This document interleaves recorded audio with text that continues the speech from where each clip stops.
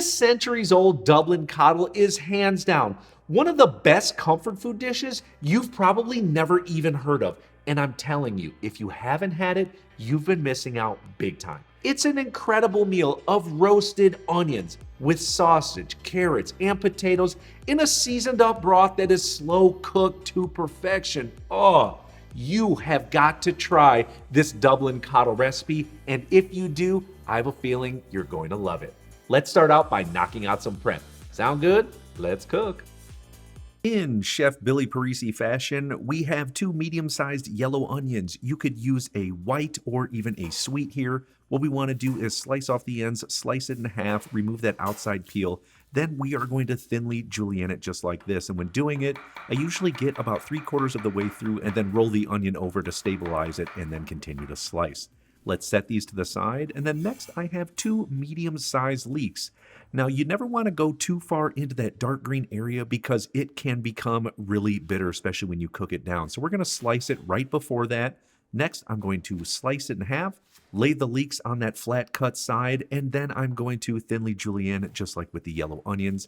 Now, because leeks are dirty, I'm going to add them right to a colander and then rinse them well under cold water just to remove any unwanted particles or dirt. Then I'm going to briefly set those to the side. Next up, I have 12 ounces of thick cut applewood smoked bacon. Now in Ireland, the bacon they get is known as back bacon, or as they would call it, rashers. You can occasionally find this at a grocery store, but often you can find it at a local butcher shop or even seasonal markets. But because I could only get thick cut bacon, this will still work excellently. What we're going to do is slice it into about 1-inch pieces. And in addition, if you don't have any bacon at all, feel free to cut up any spare pork chops into 1-inch cubes. Those will also be very delicious in this. And even though the bacon is cured, I still like to give my cutting board a wash with hot water and soap to get those smoky flavors off of it while I continue to prep up other stuff. Now let's take that bacon over to the cooktop. Next, I have a large 2-gallon enameled pot. You could use a Dutch oven or just a regular pot would work well also. We are going to turn the heat up to medium, then I'm going to add in our bacon, and the goal here is to cook it until crispy brown. After about 2 to 3 minutes and frequently stirring, I'm just going to turn the heat down to low, medium, and while continually stirring, I bet you do this as well, your other hand goes on your hip. Try to remember this the next time you're stirring something. I bet you do it as well. It's hilarious. And after about an additional 7 to 8 minutes, our bacon is nice and crisp brown. You can see that it's rendered a good amount of fat. I'm going to swap out this spoon for a slotted spoon and then take that crispy bacon and set it to the side in a bowl. Now I'm just going to adjust the heat up to medium, and once the oil begins to lightly smoke, I'm then going to add in 8 Irish banger sausages. What I'm looking to do here is get a little blister brown sear on both sides, which is only going to take about 2 to 3 minutes per side. That extra little golden color on there is just going to add more flavor to this Dublin Coddle. And I'm guessing you may be thinking, Chef Billy, what on earth is an Irish banger? Well, this is a classic Irish sausage loaded up with things like garlic, mace, rosemary, and sage, but they can be hard to find at a local store. However, I've got a great recipe video that you can check out that walks you from A to Z on how exactly to do it. They are 100% worth making at home and are absolutely delicious, plus they freeze really well. But you're probably not going to make homemade sausage, and if you don't, a bratwurst is an excellent and a perfect substitute, so you can absolutely use that. All right, just heading back over to the pot. The bangers look fantastic. I'm just going to set those to the side on a plate. Don't worry, we're not trying to cook those through. They will have plenty of time to cook later. Now, in that same pot, we are adding in the onions and leeks. I'm just going to spread them out a little bit with my spoon and give them a very gentle season with coarse salt. I'm talking maybe 1/8 of a teaspoon. That's it. And what this is going to do is help draw out any moisture to help it brown up. We are going to frequently stir this for 5 to 6 minutes or until the onions start to become browned up. And while stirring it, be sure to scrape up all that fond on the bottom of the pot. That's that yummy deliciousness. Those umami flavors will be incorporated back in and pay dividends into the final result of our coddle. And for a quick little chef tip here, if you start to notice the fond really collecting a bit too quickly, just a glaze with a tablespoon or 2 of cold water. It will immediately release from the bottom of the pan and incorporate right into the onions, giving them that much more flavor. These are looking really good and smelling absolutely delicious. So we're going to take the heat now from medium down to low, low, medium, and occasionally stir. But in the meantime, we can knock out some prep. I have 2 very large carrots here, which will render about 2 cups prepped. We want to give them a quick peel. Now, traditionally, Coddle did not use carrots, but more households began to add them in the 1900s just to give it more nutritional value. Now, because these carrots are so thick, I'm just going to give them a 1/4 moon slice. If you're using medium size, maybe just a 1/2 moon slice, or if your carrots tend to be thin, just slice them about a 1/2 inch thick. No need to slice them in half or even quarter them. We're going to briefly set these to the side, and now I'm going to smash and finely minced 4 cloves of garlic. Can you believe I'm back to chopping garlic again? Going to set this to the side, and really quickly, all those leftover scraps, like the dark green parts of the leeks, the carrot peelings, the onion scraps, place them in the freezer and use them for stock. In fact, if you save up enough of this, you can essentially have free vegetable stock, or you can use it whenever you make chicken or beef stock. I'm just going to head back over, give my onions a quick stir, making sure everything is looking good. Then I have 3 total pounds, or about 6 golden Yukon potatoes. We want to peel these. Now, any waxy potato will work, but if all you have access to is russets or even reds, those will work fine as well. Then to thinly slice them, you can use a mandolin. I'm going to hone those knife skills, but what I'm going to do first is find a flatter side to try to stabilize it while I slice it so that it's not rocking back and forth. Then I'm going to take 1/4 inch slices all the way down through the potatoes. These look fantastic. Now I'm just going to hold them submerged in cold water so they don't turn brown. And at about this time, our onions should be finished. Let's go back and have a look. Oh, yes, my friends.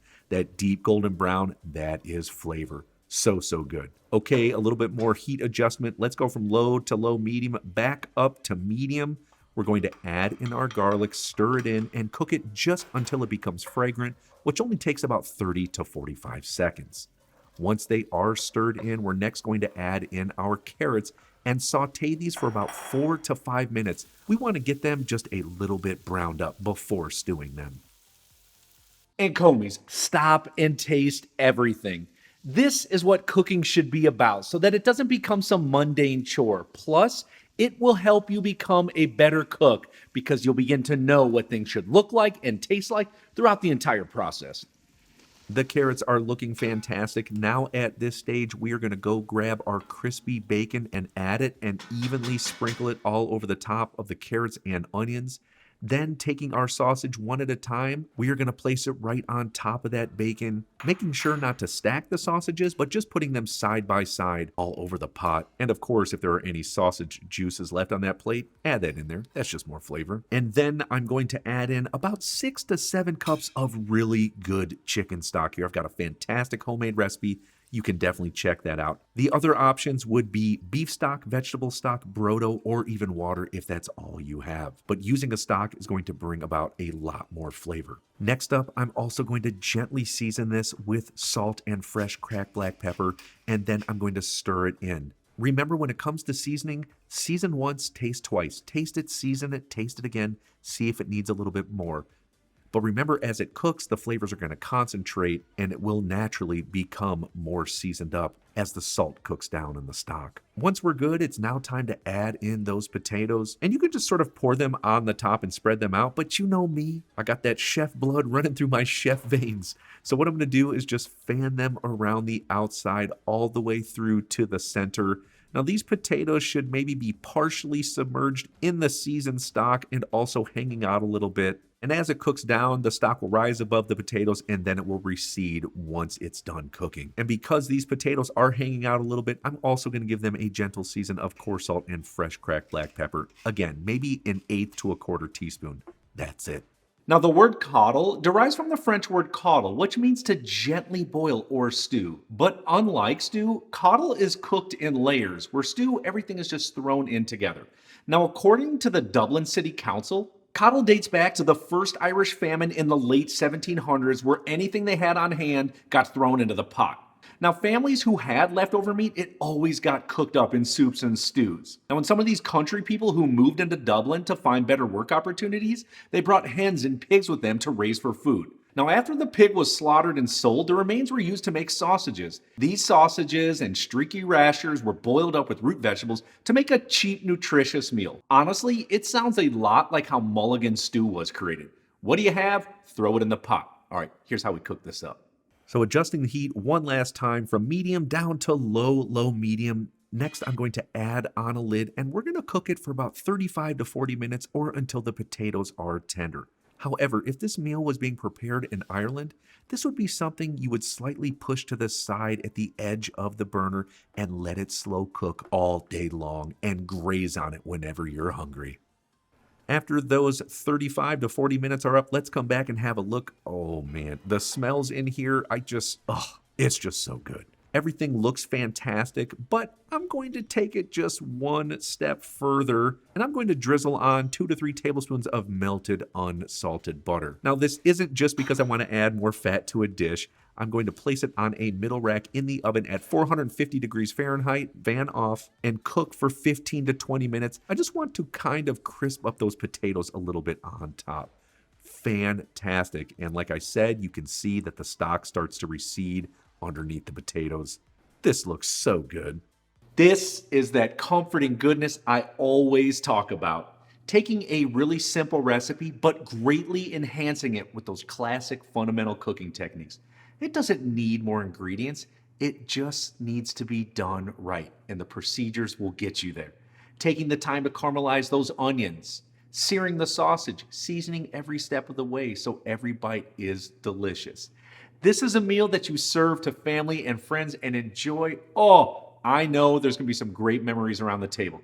Let me show you now how I plate this up. Now, if you're serving this on the table right in the pot, just give it a quick garnish with parsley. If you want to add it to individual bowls, just add several ladlefuls of that goodness right in there. A couple of sausages, a good amount of potatoes, and of course the carrots, bacon, and onions. Then a very classic garnish again is some finely minced fresh chopped parsley. I used Italian flat leaf, but of course you could use curly if that's all you have. And a very classical side dish would be some nice big old hunks of Irish soda bread. This right here is my idea of perfection.